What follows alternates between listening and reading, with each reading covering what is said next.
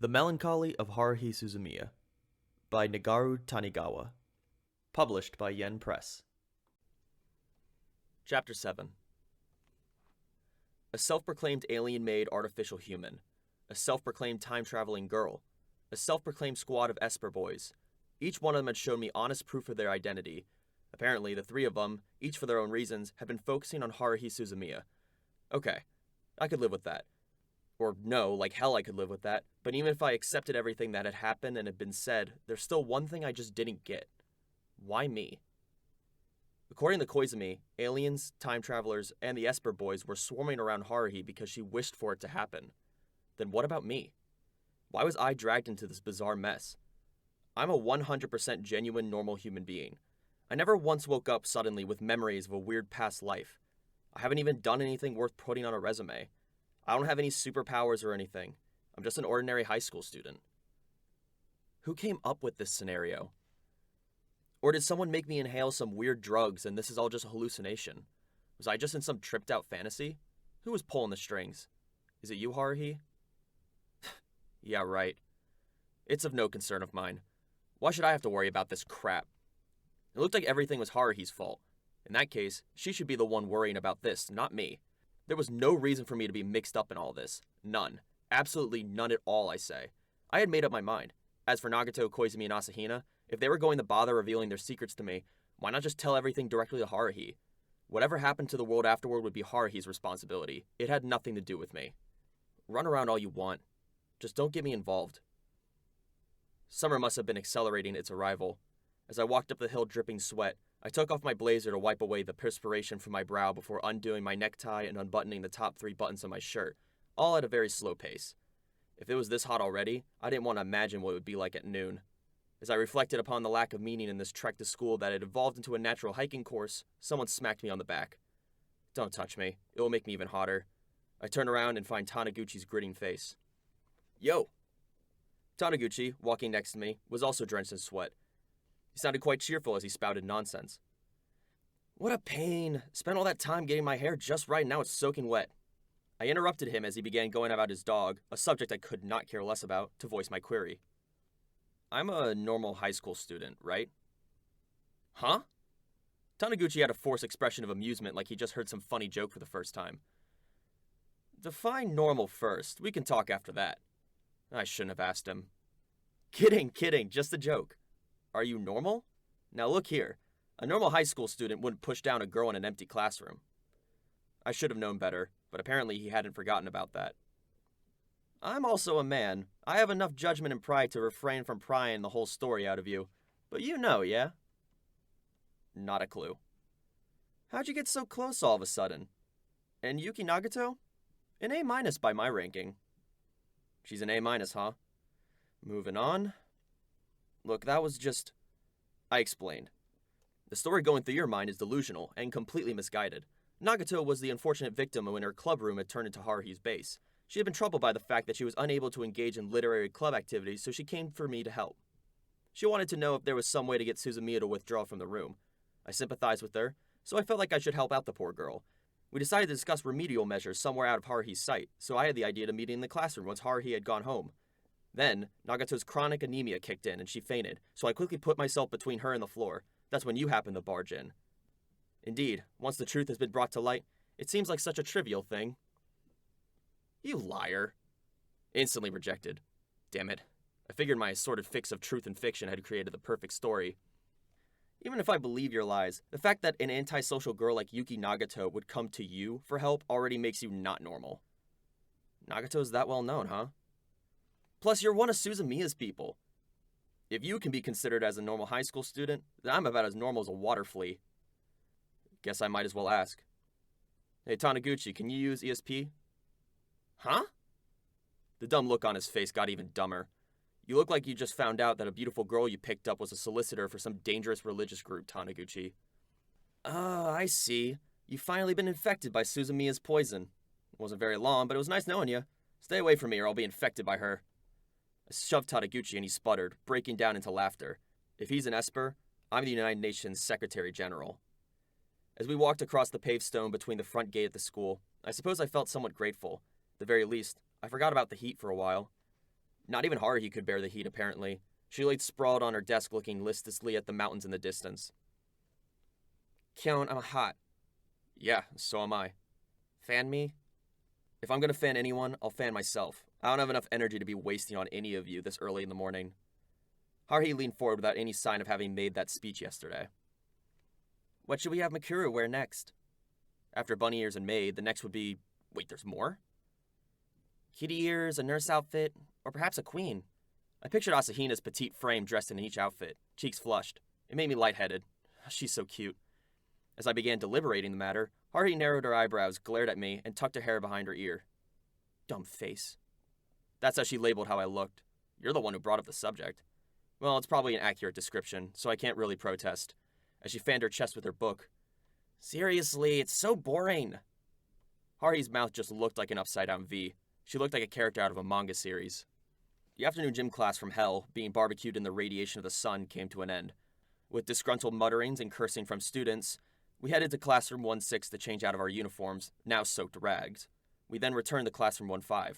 The girls had gotten out of the gym class early and were already finished changing, but since the last period was homeroom, a few people had sports team practices right after remained in their gym uniforms.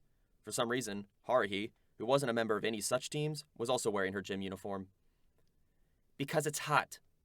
That's why. Who cares? I'll have to change again once I get to the clubroom anyway.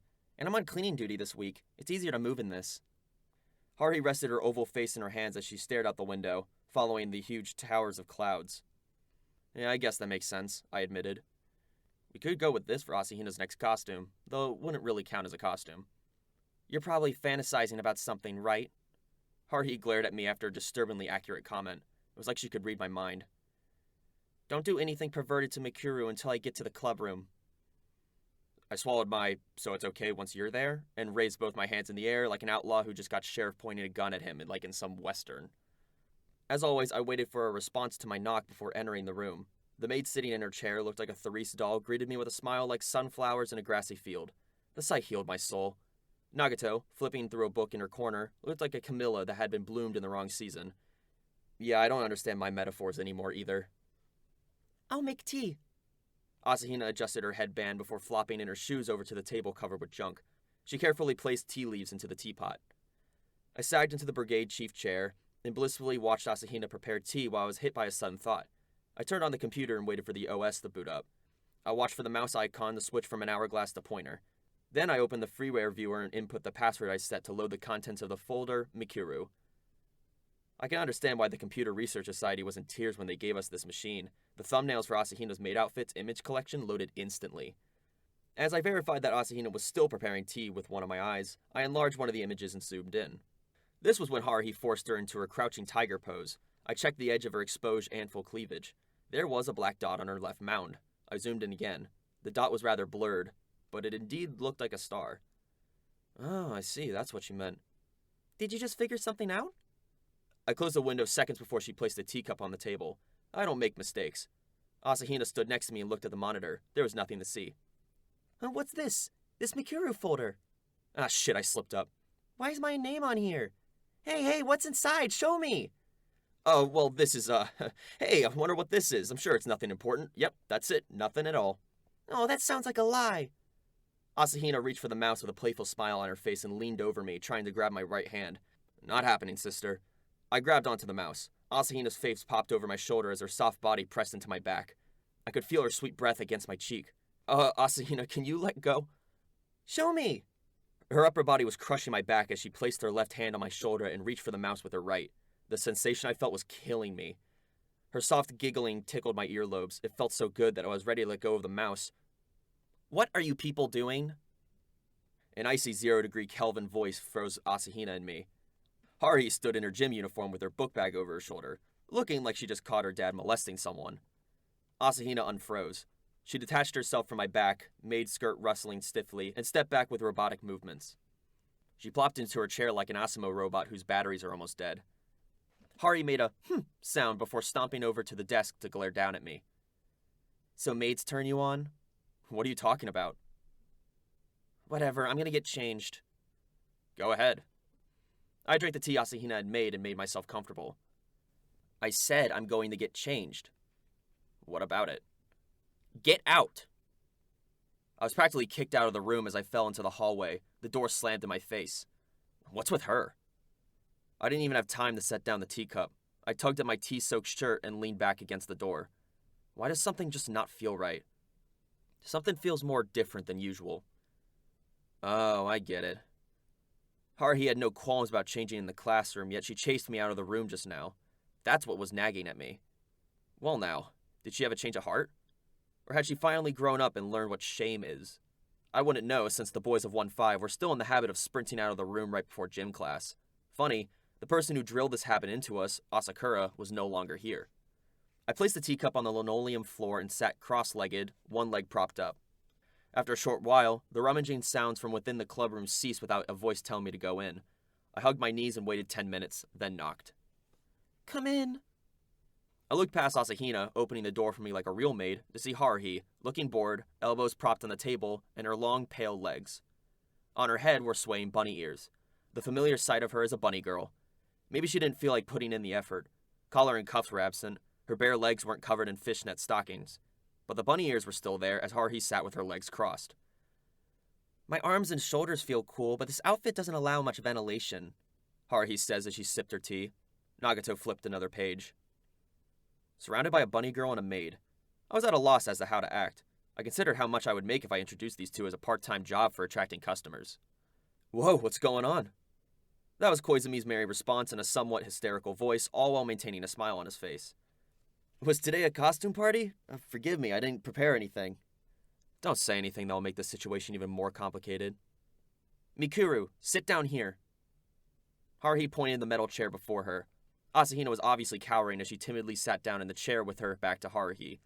I was wondering what Haruhi was planning when she took Asahina's chestnut hair in her hands from behind and began braiding it. If you looked at the scene by itself, it was like a beautiful picture of an older sister arranging her younger sister's hair.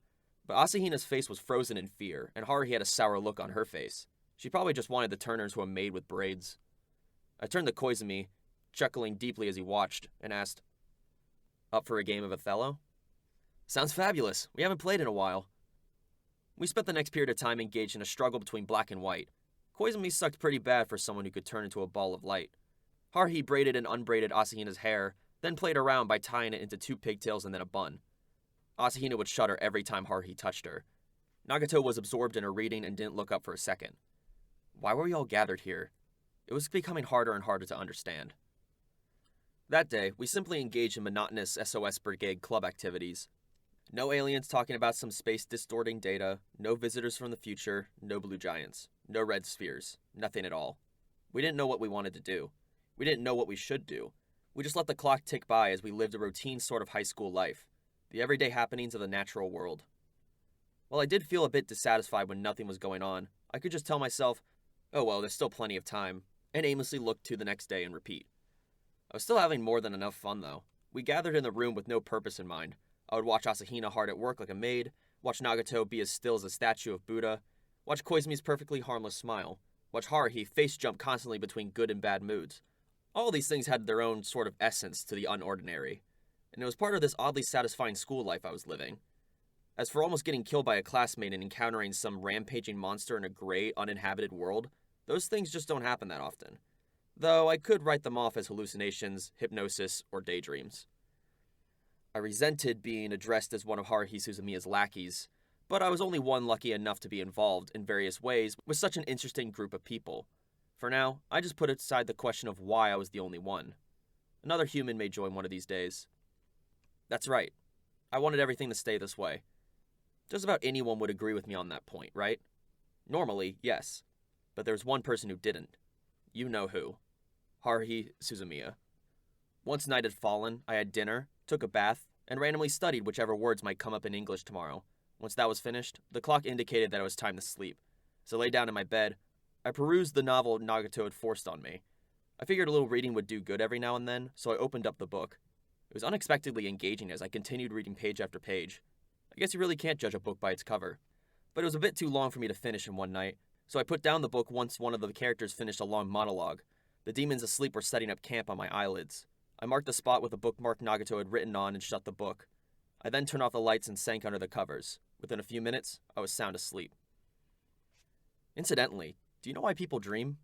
Sleep rotates between cycles of REM and non-REM stages. The first few hours of sleep are deep sleep and are spent mostly in non-REM sleep. The brain is in a restive state during this stage. Once the body is resting and the brain becomes semi-active, you're in REM sleep. This is when we dream. The closer we get to morning, the higher the frequency of REM sleep, which means that most of our dreams last right until the moment we wake up. I dream every night, but I lie in bed until the last possible second, so once I wake up, I have to frantically get ready for school and end up forgetting what my dream was about. Though on occasion I abruptly recall some dream I'd forgotten about years ago. Yeah, human memory is still an unsolved mystery. But I digress. None of that really matters. Someone was slapping my cheek. You're annoying. I'm sleeping. Don't interrupt me when I'm sleeping. Kyon! My alarm clock hadn't gone off yet, even though I just turned it off every time it does.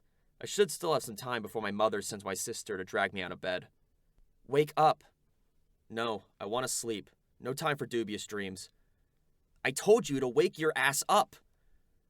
The hands wrapped around my neck began shaking my head. When the back of my head slammed against a hard surface, I finally woke up.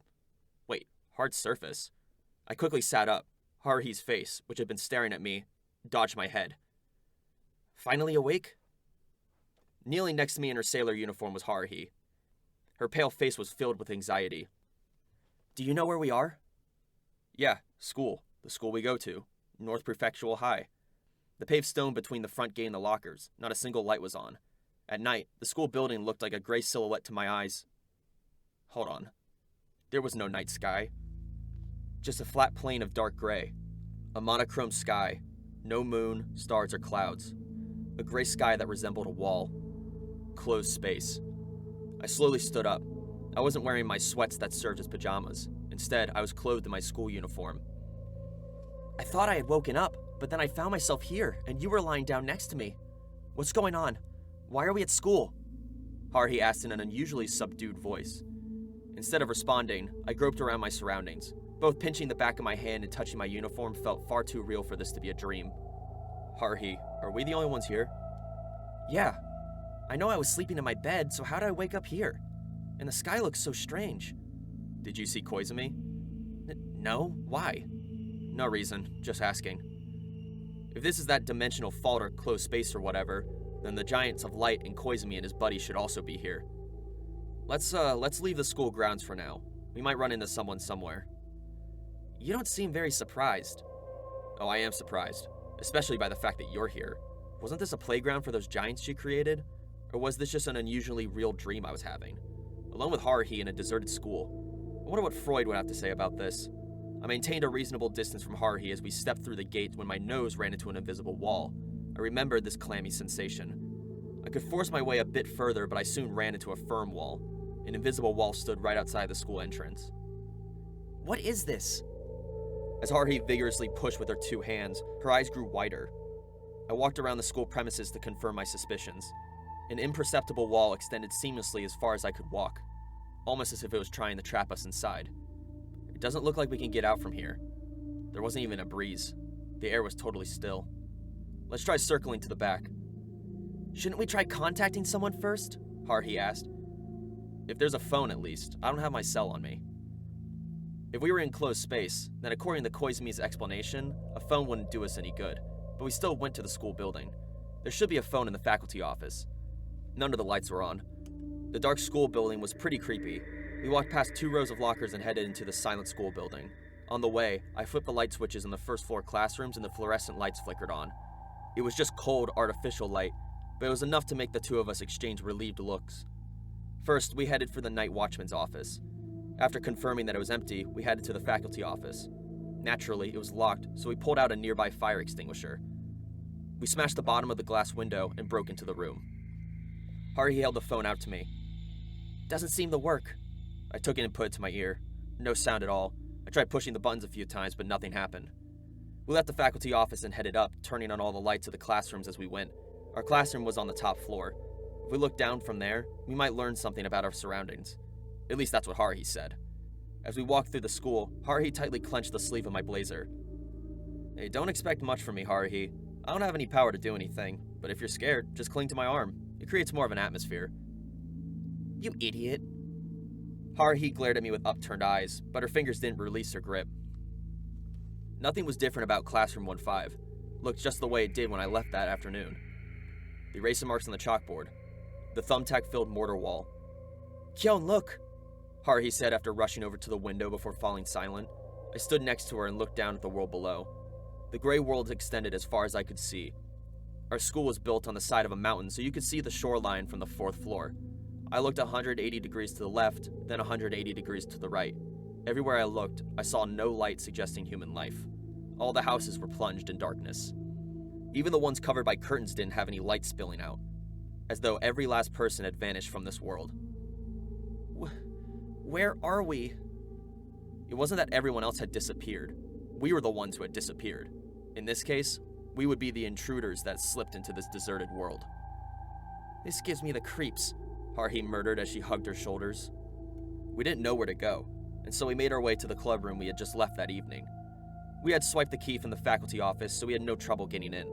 Under the fluorescent lights, we sighed at the relief at returning to our familiar headquarters. I turned on the radio, but there wasn't even white noise. Without the slightest hint of wind, the only sound in the club room was the sound of me pouring water into a teapot. I didn't feel like bothering to change the tea leaves, so it was just diluted tea. I'm the one who brewed it. Haruhi was just half dazed, staring at the gray world outside. Hey, you want some tea? No. I carried my teacup and pulled out a metal chair. I took a sip. Asahina's tea is 100 times better. What's going on? What is this? I don't get it. Where are we? Why am I in this place? Haruhi said this all without turning around, still staring at the window. From behind, she looked really thin. And why is it just you and me? Hell if I know. Haruhi flipped her skirt and hair and looked at me with a pissed-off look on her face. I'm gonna go explore for a bit, she said as she headed out the room. I began to stand up. You stay here. I'll be right back. And with that, she left the room. I guess that's pretty typical of her. As her lively footsteps faded into the distance, I sipped my unsavory tea. That was when he finally showed up. A small red ball of light. At first, it was the size of a ping pong ball. Then its outline gradually grew in size while flickering like a firefly before settling into the shape of a human. Koizumi? Though it had a human shape, it didn't look human. No eyes, nose, or mouth. Just a shining red doll. Why, hello. An optimistic voice broadcasted from within the red light. Took you long enough. I was expecting you to appear in a more tangible form. Regarding that, I need to tell you a few things. No beating around the bush. I'll be frank. This is a very abnormal situation. The red light flickered. With normal closed space, I'm easily able to gain entry. However, that wasn't the case this time. I could only appear in this incomplete form after borrowing the power of all my colleagues, and it probably won't last very long. The power that rests within us is beginning to disappear. What's going on? Are Haruhi and I the only ones here? Precisely, Koizumi responded. In other words, what we feared has already begun to happen. Suzumiya is finally giving up on the current world and decided to create a new one. As a result, our superiors are in a state of panic. Nobody knows what will happen if our world has lost its god. If Suzumiya happens to be feeling merciful, our world may continue to exist without change, but they could also turn into nothing the next second. Why did this happen? No one knows. The red light faltered like a flame. In any case, you and Suzumiya have completely vanished from our world. You are not in ordinary closed space. It is an entirely new dimension created by Suzumiya. Perhaps all the previous instances of closed space were merely practice runs. Ha, funny joke. Tell me which part I'm supposed to laugh at. Ha. That wasn't a joke. I'm dead serious. The world you're in now is probably the manifestation nearest to the world Haruhi desires. Though we aren't sure what it is she wants. Indeed, who knows what will happen? Setting that aside, why am I here? Do you really not know? You have been chosen by Suzumiya, the only person from the old world Suzumiya truly wanted to be with. I thought you had realized this long ago. Koizumi's light was about as dim as a flashlight running out of batteries. It would appear that I'm almost out of time. The way things look now, I probably won't be seeing you again. But I suppose I'm rather relieved, for I will no longer need to go hunt Celestials. So what, do I have to live in this gray world all alone with Haruhi? Adam and Eve. If you reproduce enough, it'll work out, won't it? I'm gonna hit you. Just a joke. All kidding aside, I would assume that this closed area of space will only last momentarily. It should soon turn into a familiar-looking world. However, it probably won't be entirely the same. You could say that the world you're in now is the real world and the former world would be the closed space. It's a pity I won't be able to observe the differences between the worlds. Well, if I happen to be born into the new world, please treat me kindly. Koizumi was turning back into a ping-pong ball. His human shape collapsed and shrank like a burned-out star. So we can't go back to the old world? If Suzumiya desires it, then maybe. The possibility is slim, though. As for myself, I would have liked to spend more time with you and Suzumiya, so I regret this turn of events. I enjoyed being in the SOS Brigade. Oh, that's right. I forgot to deliver the messages from Mikuru Asahina and Yuki Nagato. Koizumi said the following words before completely disappearing. Mikuru Asahina wants to apologize. She said, "I'm sorry, it's all my fault." Yuki Nagato's message was, "Turn on the computer." I'll be going now. The end was quite quick, like a candle being blown out. I pondered Asahina's message. Why is she sorry? What did Asahina do? I decided to think about that later and turned on the computer per the other message. As the hard drive produced the sounds of seeking, the OS logo showed up on the monitor. Except not. The OS screen, which should have booted up in a few seconds, didn't show up. The monitor remained black. There was only a blinking white cursor on the left edge of the screen. The cursor began moving soundlessly to spell out a curt message. Yuki N. Can you see this? After a brief period of bewilderment, I pulled out the keyboard towards me. My fingers began typing. Yeah.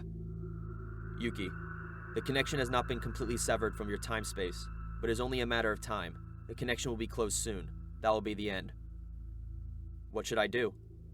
Yuki, nothing can be done. The eruption of abnormal data in this world has completely vanished. The data overmind is in despair.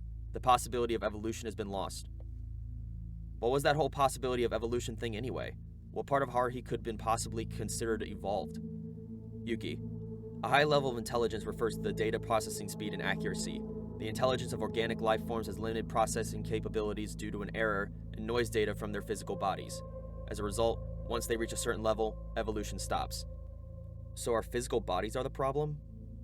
Yuki, the data overmind was created from data to begin with. It was believed that other data processing ability would increase infinitely until the universe burned up. But that was wrong.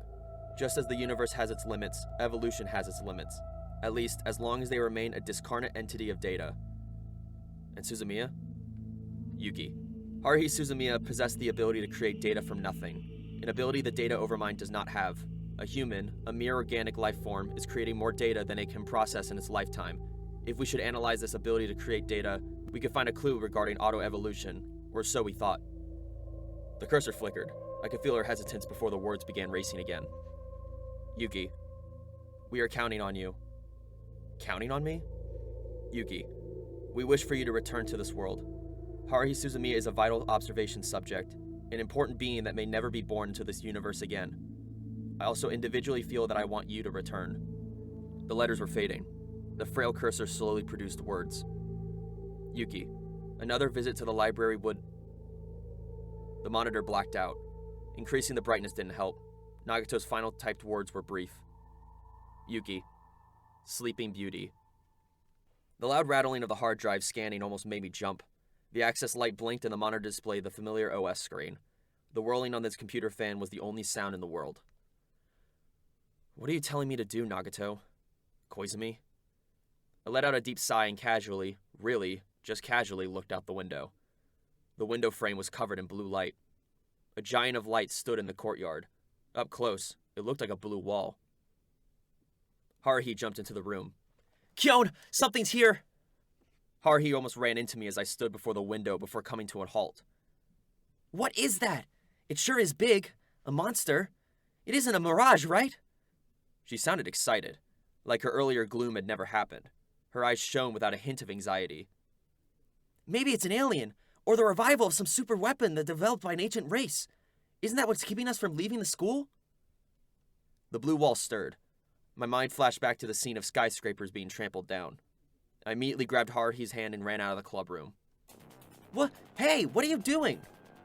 We practically fell into the hallway. At the same time, a large roar vibrated through the air. I pushed Haruhi down to the floor and covered her with my body. The clubhouse shook violently. I could hear the sounds of hard, heavy objects crashing into the floor down the hallway. Based on the volume of sound, The giant apparently hadn't targeted the clubhouse with its attack. It was probably the building across the way. I grabbed Haruhi's hand and pulled her up as she sputtered. I then took off running. Oddly enough, Haruhi followed without complaint.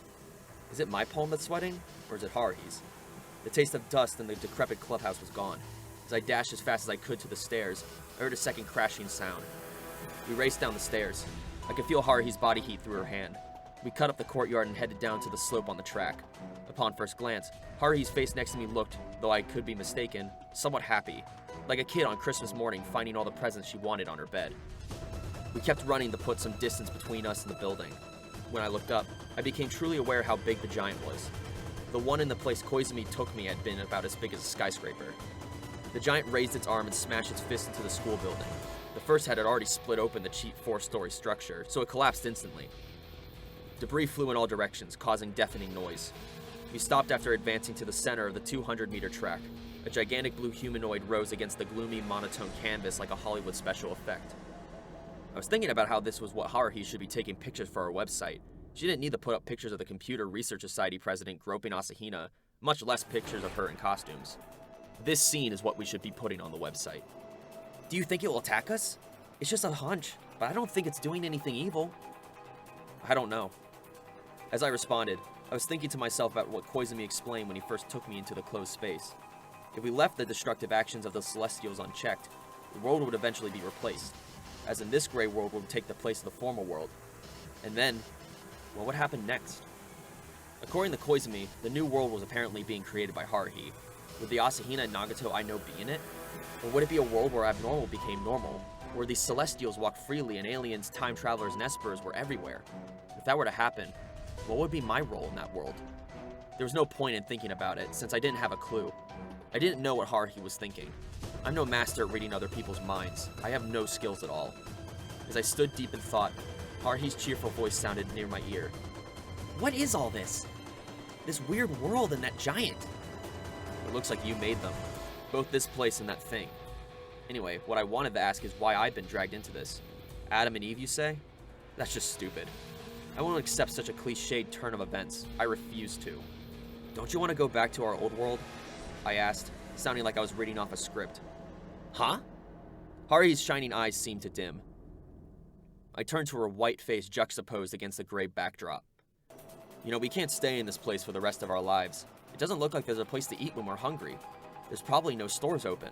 And if that invisible wall extends around this entire place, we won't be able to get out. We'll surely starve to death. You know, it's kind of strange, but I don't really feel concerned about any of that. I just get the feeling that it'll work itself out. I know something's wrong, but I don't know. I'm having fun right now. What about the SOS Brigade? It's the club you made. You're just gonna ditch it? That doesn't matter anymore. After all, I'm really enjoying myself right now. There's no need to go look for anything mysterious anymore. I want to go back. The giant suspended its dismantling of the school. I discovered something after being thrown into this situation. I may complain all the time, but I actually liked how my life was, including that idiot Taniguchi and Kudakita. Koizumi, Nagato, and Asahina. You could even include the vanished Asakura. What are you talking about? I want to see them again. I feel like I have so many things to tell them. Haruhi's head lowered a bit. I'm sure we'll see them. This world can't be covered in darkness forever. The sun will rise tomorrow, I can tell. That's not what I mean. I don't mean in this world. I want to see them again, in the old world. I don't get it. Haruhi made a pouting face and looked up at me. She had this strange mixed look of hatred and sorrow, like some kid who had just had her present taken away. Weren't you fed up with that boring world? It was just an ordinary world where nothing special ever happened. Didn't you want something more interesting to happen? I did. The giant began walking. It kicked down the wreckage of the collapsed school building and advanced into the courtyard. It karate chopped the passageway between buildings and punched the clubhouse. Our school was being blown apart, and our club room. I looked over at Haruhi's head to see the base of more blue walls standing in different positions from the giant. 1, 2, 3. I stopped counting once I got to 5. The giants, unhindered by the red balls of light, began destroying the gray world as they pleased. It must have been my twisted mind telling me that they were probably having a good time doing this. Every time they waved their limbs, the landscape vanished, like a piece of space being shoved off. Half the school was gone without a trace. I was unable to sense if the closed space was expanding. Plus, I didn't really know anything about this whole expanding until the space becomes the new reality thing. I just knew that's how it was. Right then, if a drunk middle-aged guy sitting next to me on a train were to say, "Don't tell anyone, but I'm actually an alien," I probably would have believed him. I already had 3 times the amount of experience I had a month ago. What can I do? It would have been impossible a month ago, but now, I could do it. I've already received a few hints. I resolved myself and spoke. "Haruhi, I've been through some really fantastic experiences the past few days. You probably don't know, but there are actually a bunch of extraordinary people interested in you. You could even say that this world is revolving around you. These people, they consider you to be a unique girl and are acting accordingly. You may have not realized, but the world was definitely moving in an interesting direction." I wanted to grab Haruhi's shoulders when I realized I was still holding her hand. Haruhi, however, had a look on her face like she thought I had mad cow disease. Unconsciously, Haruhi avoided my eyes and watched the giant take apart the school like it was completely natural. As I looked at her from the side, I became newly aware of the softness of the curves on her face. Nagato said that she was the potential for evolution. According to Asahina, she was a time warp. Koizumi treated her as God. Then what about me? What did Haruhi Suzumiya mean to me? Haruhi was Haruhi and nobody else. I wasn't going to use such overblown language to dodge the question. But I didn't happen to have a decisive answer. Isn't that natural? If someone points to your classmate sitting behind you and asks, "What is she to you?" how are you supposed to respond? No, sorry. I guess that's still dodging the question. Haruhi just wasn't a classmate to me. Of course, she also wasn't the potential for evolution or time warp, much less the god. She couldn't be. The giant turned toward the track. It had no face or eyes, yet I could feel it looking at us. It began walking. Each step carried it meters. Despite its sluggish movements, the creature's approaching figure loomed before us. Think, what did Asahina say? Her warning. And Nagato's last message, Snow White, Sleeping Beauty. Even I should know what Sleeping Beauty was referring to. What do the two have in common? The answer became clear once I factored in our current situation. This is so cliched. Way too cliched. Asahina and Nagato. I wouldn't accept this stupid turn of events, no way in hell. Those were my rational thoughts. Nagato might call that noise. However, humans are not rational creatures. I released Haruhi's hand, grabbed her shoulders in her sailor uniform, and turned her towards me. What is it? You know, ponytails turn me on. Wait, what? That ponytail you used to wear looked so good it was criminal. Are you an idiot? Her black eyes appeared to reject me. As Haruhi raised her voice in protest, I forced my lips onto hers. It's expected to close your eyes in such situations, so I did, which is why I didn't see the expression on Haruhi's face. Maybe her eyes were wide open in shock. Maybe her eyes closed like mine. Maybe she had her arm raised over her head about to smack me. I have no way of knowing, but I wouldn't have noticed being smacked right then. I'm willing to bet that anyone in this situation with Haruhi would feel the same way. I strengthened my grip on her shoulders. I didn't want to let go just yet. I could hear roaring sounds in the distance. The giants were probably punching and kicking the school again. But in the next second, a sense of weightlessness threw me off balance. I fell, experiencing an excruciating impact on my left side. My kiss shouldn't have warranted a judo throw. But then I opened my eyes and froze upon seeing a familiar ceiling. I was in a room. My room. I looked to the side and find my bed disheveled and I had fallen onto the floor. Naturally, I was wearing my sweats. Half of my disheveled blanket had fallen off the bed. My arm was behind my back and my mouth was wide open like an idiot's. It took a while before I regained my senses. I stood up half-conscious and pulled open the curtains to look outside. I could see a few stars and streetlights shining here and there. Once I saw a flickering light on one of those houses, I began walking in circles in my room. A dream? Was it all a dream? Stuck in a world all alone with a girl I know and end up kissing her. Jesus, Freud would have a field day with this. Did I really have a dream that's such an easy read? God, I want to hang myself. I should probably be grateful that Japan eliminated the right to bear arms. If an automatic handgun had been within my reach, I would have popped myself in the head without hesitation. If it was Asahina, I could have picked at my honest desires within the dream. But it was with Haruhi of all people. What the hell is my subconscious talking about? I sat warily on the bed and threw my arms over my head. If it was a dream, it was the most realistic one I ever had.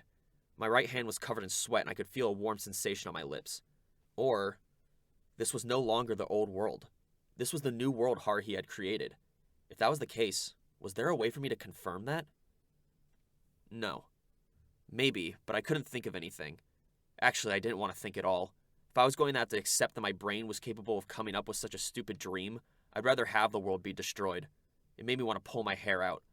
I picked up my alarm clock and checked the time. 2:30 a.m. I'm going back to bed. I pulled my covers over my head and attempted to coax my frozen brain into slumber. But I didn't sleep a wink, which is why I walked up the hill to school the next day in a foul mood. Quite frankly, it was painful. The only saving grace was that I didn't run into Taniguchi and have to deal with his stupid blabbering. The blazing sun faithfully engaged in full-power nuclear fusion. Would it kill the sun to lower the thermostat every now and then for my sake? The sleepy time fairies, which hadn't shown up when I wanted them to, were now circling over my head. I really doubted I'd hear much, if any, of what was said in first period. Once the school was in sight, I stopped and stared bemusedly at the decrepit 4-story building. The front gate, clubhouse, and passageway, sucking in students the way an anthill sucks in ants, were all there. I dragged my legs slowly to the stairs and headed for my familiar 1-5 classroom. I stopped moving 3 steps from the open doorway. Haruhi was already sitting in the last row next to the window. Why? She had her chin in her hands as she looked out the window. The back of her head was in plain sight. A tied-off portion of her black hair stuck out like a top knot. It wasn't really a ponytail. She just tied off a bit of hair, didn't she? Still. Yo, how's it going? I asked as I dropped my bag on my desk. Ugh, I feel miserable. I had a nightmare last night, Haruhi answered in a foul voice. Well, isn't that a coincidence? I ended up not getting any sleep. I never wanted to skip school as badly as I did today. Oh, really? I sat down in my hard chair and peered at Haruhi's face.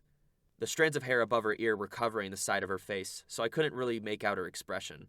Just as well, I could tell she wasn't in a good mood. At least, that's the impression I got. Haruhi, I said. What? As Haruhi refused to bulge from staring at the window, I said to her, Nice ponytail. Let's talk a little about what happened afterward. By noon, Haruhi had untied her hair and restored it to its former straight style. She probably got sick of that knot. Once her hair grows longer, I'll try indirectly suggesting she tries a ponytail again. I ran into Koizumi during break, on the way back from the restroom. I need to thank you, he said with an overly easy smile on his face. The world remains unchanged. Suzumiya is still here. It looks like I won't be out of a job just yet. Indeed, you did really well. I'm not being sarcastic. Although we can't discount the possibility that this world was newly created last night. In any case, I feel privileged to see you and Suzumiya again. He said this might be the beginning of a long friendship as he waved goodbye. I'll see you after school. When I went to the clubroom during lunch, I found the usual sight of Nagato reading. You and Haruhi Suzumiya disappeared from this world for 2.5 hours, were the first words out of her mouth. And the only words. As Nagato began to ignore me like I was a stranger and silent to read, I opened my mouth. You know, I'm reading the book you lent me. I could probably return it in another week or so. I see. As always, she didn't look at me. Hey, tell me, how many others like you are on Earth? Many. Will another one like Asakura attack me? Don't worry. For once, Nagato raised her head and looked into my eyes. I won't let them. I decided not to mention what I had thought of her at the library. After school, Asahina was, oddly enough, wearing her sailor uniform instead of her maid outfit in the clubroom. When she saw me, she threw her body into mine. I'm so glad to see you again, Asahina said in a tearful voice as she buried her face in my chest. I thought you'd never be able to return to this world. Maybe she felt my arms creeping around behind her. Asahina subtly thrust her arms into my chest and pushed me away. We mustn't. If Suzumiya sees us like this, it'll happen all over again. I don't understand what you mean. Her large teary eyes were beyond lonely. You could be born anew looking at them. No man in the world could resist her eyes of pristine innocence. You're not gonna wear the maid outfit today? It's being cleaned. That's when I remembered. I pointed to a spot above my heart. Hey, I just remembered something, Asahina. You have a star-shaped mole right around this spot in your chest, right? Asahina wiped the tears from the corners of her eye and made a face like a passenger pigeon after a shotgun was fired right before its eyes. She quickly turned around and tugged the neckline of her dress to look down at her chest. Her ears instantly turned red, which amused me to no end. How did you know? I never knew it was shaped like a star. When did you see it? Even Asahina's neck was turning red as she hit me with her fist like a child. Should I tell her the truth? Your future self told me. What are you people doing? Haruhi queried from the doorway, disgusted. Asahina's clenched fist froze as her face became pale again, but Haruhi lifted the paper bag she was carrying with a wicked grin on her face, like an evil stepmother who had just heard that her stepdaughter had eaten a poisoned apple and died. Mikuru, you're probably sick of the maid outfit, right? Come on, it's time to change. Like a master of ancient martial arts, Haruhi crossed the gap in an instant and captured the stiffened Asahina without any trouble at all. No! What? Stop! As Asahina screamed, her uniform was forcefully removed. Stop struggling! Resistance is futile. This time you'll be a nurse! A nurse! Or do they say hospital attendant these days? It doesn't matter. It means the same thing. I would have liked to stay and watch, but I excused myself from the room, shut the door, and clasped my hands in prayer. Of course, during this entire sequence, Nagato had been sitting at the table reading her book. The paperwork for chartering the SOS Brigade had been sitting on the shelf for quite some time, but just now, I finally turned in to the student council a document that vaguely resembled an application. The Save the World by Overloading It with Fun Haruhi Suzumiya Brigade would definitely be rejected unless I bribed them, so I arbitrarily changed the name to Support the Student Body by Overworking to Make a World a Better Place Student Service Brigade, parentheses, aka SOS Brigade. I listed the club activities as counseling regards to school life, consulting services, and participation in local volunteer activities. I didn't really know what that all meant, but if the application ended up being accepted, I could stick up a poster on a bulletin board offering counseling. I doubted our counseling would help anyone though. Meanwhile, under Haruhi's supervision, the citywide Magical Mystery Patrol was still going strong. Today we commemorated its second occasion. As always, the plan was to be to waste an entire day, but by pure coincidence, Asahina, Nagato, and Koizumi were all unable to go. They mentioned something about important tasks they couldn't get out of, and so, I was now waiting for Haruhi by myself at the station's ticket gate. I didn't know if the three of them were just trying to give us some space, or if some emergency had actually cropped up. However, since the three of them were anything but ordinary people, it was quite possible that they had to deal with some funny business, and that it was going down right then in some unknown place. I checked my watch. I still had 30 minutes until we were supposed to meet. I'd already been standing there for 30 minutes, as I arrived an hour early. It's not that I was particularly eager to get cracking, but there was the whole SOS Brigade practice of finding the person who arrives last, regardless of whether that person's late or not. And there were only 2 people today. When I looked up from my watch, I immediately saw a familiar, casually clothed figure in the distance. She probably didn't expect to find me waiting for her 30 minutes early, seeing as she froze in her tracks before indignantly stomping towards me again. I didn't know if the creased brow and scowl on her face were lamenting today's low attendance or lamenting her failure in arriving after me. I would have had plenty of time to ask her about it later while Haruhi treated me to a drink at the cafe. In fact, I had a number of things I wanted to talk to her about. Like what kind of activities Haruhi had planned for the SOS Brigade, the costumes I'd like to see Asahina in, that she should talk to other classmates besides me, her opinion on Freud and dream interpretation, and so on and so forth. But when it came down to it, I already know I was going to tell her first. I was planning on telling her about aliens, time travelers, and espers.